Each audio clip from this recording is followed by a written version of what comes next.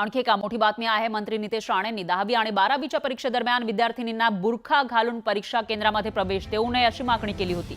मंत्री नितेश राणे यांनी शिक्षण मंत्री दादा भुसे यांना तसं पत्रही पाठवलंय। कॉपीचे प्रमाण वाढण्याची भीती व्यक्त करत नितेश राणेंनी ही मागणी केली आहे। तर राणेंच्या या मागणीवर शालेय शिक्षण मंत्री दादा भुसेंनी प्रतिक्रिया दिली। कॉपी कुणी करणार नाही याची शिक्षण विभाग काळजी घेत आहे। बुरखा घातलेला असू दे किंवा बुरखा न घातलेला असू दे, कोणताही विद्यार्थी कॉपी करणार नाही असं विधान भुसेंनी केलं।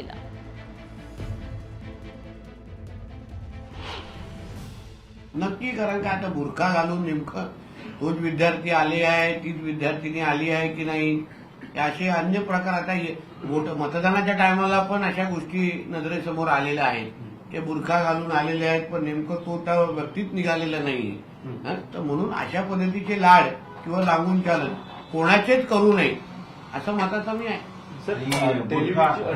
टेक्निकली ज्या काही असतात त्याच्यातून कॉपी होण्याचा प्रकार तुम्ही त्या पत्रात उल्लेख केलेला। हो, कारण की कसं होते नेमकं बुरखा घालून अगर कोण विद्यार्थ्यांनी अगर बसत असेल तर नेमकं किती प्रामाणिक त्यांनी तुम्ही परीक्षा देता ह्याच्यावर प्रश्नचिन्ह निर्माण होतो ना। आणि मग अन्य विद्यार्थ्यांनी काय चूक केली आहे, हिंदू विद्यार्थ्यांनी काय चूक केली आहे। मी आता मराठीमध्ये सांगितलं की कॉपी, मग ते बुरखावाला असू दे, बिगर बुरखावाला असू दे, कोणीही विद्यार्थी कॉपी करणार नाही याची काळजी विभाग घेतो आहे।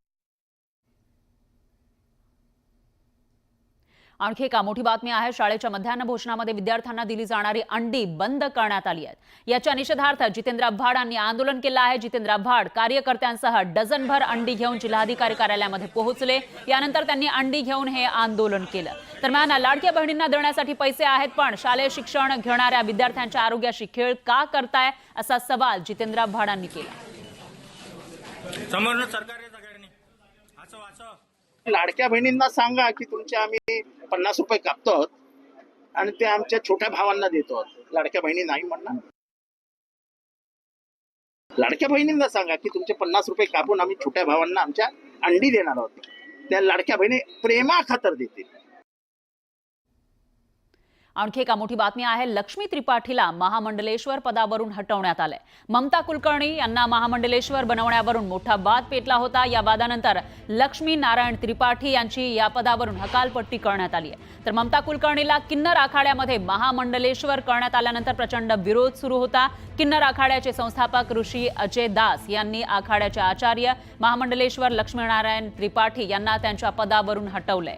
आता आखाड्याची नव्यानं रचना केली जाईल आणि लवकरच नवीन आचार्य महामंडलेश्वरांच्या नावाची घोषणा केली जाईल असं ऋषी दास यांनी सांगितलंय। ममता कुलकर्णी यांना महामंडलेश्वर करण्यात आल्यानंतर संत समाजातील एक वर्ग संतप्त होता। तर ममता महामंडलेश्वर बनण्यावर अनेक संतांनी आक्षेप घेतला होता।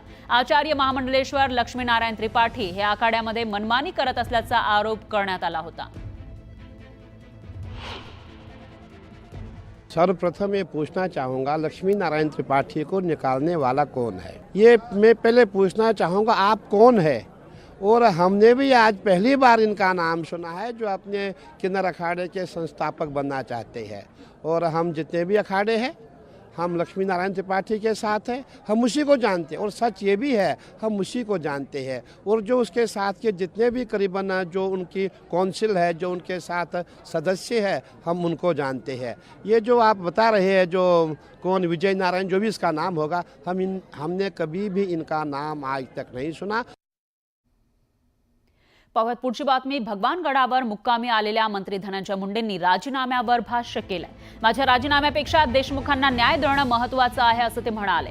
तर विरोधकांवर जोरदार पलटवार सुद्धा त्यांनी केला। संकट आज आलेलं नाही तर 53 दिवसांपासून मला टार्गेट केलं जातंय असा आरोपही त्यांनी विरोधकांवर केलाय। देशमुखांच्या मारेकऱ्यांना फाशी द्या अशी मागणीही मुंडेंनी केली। तर भगवान बाबांनी माझ्या मागे शक्ती उभी केली याबद्दल त्यांनी नामदेव शास्त्री यांचे आभारही मानले। तर संघर्षाच्या काळामध्ये भगवानगड माझ्या मागे उभा राहिला याबद्दल कृतज्ञता व्यक्त करतो असं ते म्हणाले। अनेक वर्षानंतर गडावर आलो, मंत्री झाल्यानंतर गडावर येण्याची इच्छा होती असंही मुंडेंनी म्हटलंय। एक लक्षात घ्या, हे संकट आज आलेलं नाहीये। 53 दिवसापासून आपण पाहताय। आज 53वा दिवस आहे की ही इलेक्ट्रॉनिक मीडिया, सोशल मीडिया ह्या सगळ्या गोष्टी या ठिकाणी मला टार्गेट करून एक ट्रायल चालवलं जातंय, मीडिया ट्रायल ज्याला आपण म्हणतो. आणि त्या मीडिया ट्रायलमध्ये कुठेही मी कधीही 3 महिन्यात या 53 दिवसामध्ये एक अवाक्षर शब्द मी बोललेलो नाही. त्यामुळं संकट 53 दिवसाचं होतं. या 53 दिवसात कधीही मला इथे येता आलं. आता जे काही प्रकरण घडलंय ते प्रकरण 53 दिवस चालतंय. यात सगळ्या गोष्टी समोर आलेल्या आहेत. आमचं सुद्धा या ठिकाणी स्पष्ट म्हणणं आहे पहिल्या दिवसापासून की स्वर्गीय संतोष देशमुखांची जी काही हत्या झालेली आहे त्या हत्येमध्ये जे कोण आरोपी असतील त्यांना फासावर लटकलं पाहिजे. ती फास्ट ट्रॅकवर केस आणली पाहिजे आणि ज्याच्यात जे कोण सापडेल, जे कोणीही असो, कुणालाही सोडू नये आणि त्याला शासन झालं पाहिजे. ही पहिल्या दिवसापासूनची भूमिका आहे. तीच आजही माझी भूमिका आहे.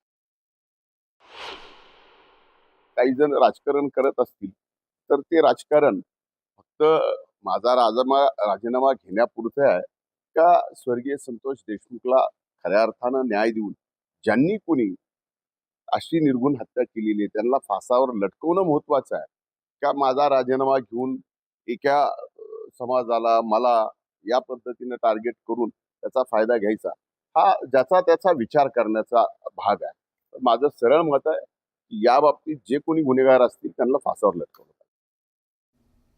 तर यावर नरहरी झिरवळ यांची प्रतिक्रिया समोर आली आहे. श्रद्धा असल्यामुळे मंत्री धनंजय मुंडे भगवान गडावर गेले असावेत.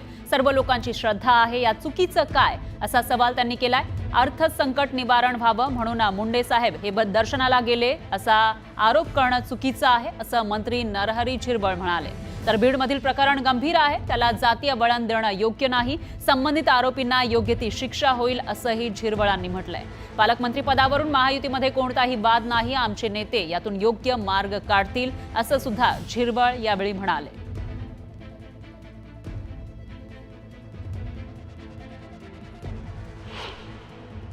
असं आहे, भगवान गडावर मुंडे साहेबांचीच नाही तर सगळ्या जनतेची भगवान गडावर श्रद्धा आहे. आणि मग श्रद्धेपोटी माणूस गेला याचा अर्थ तो संकट निवारणासाठीच गेला असं नाही. गेले असतील ते, पण मग ते त्यांच्या श्रद्धेपोटी गेले असतील असं मला वाटतं.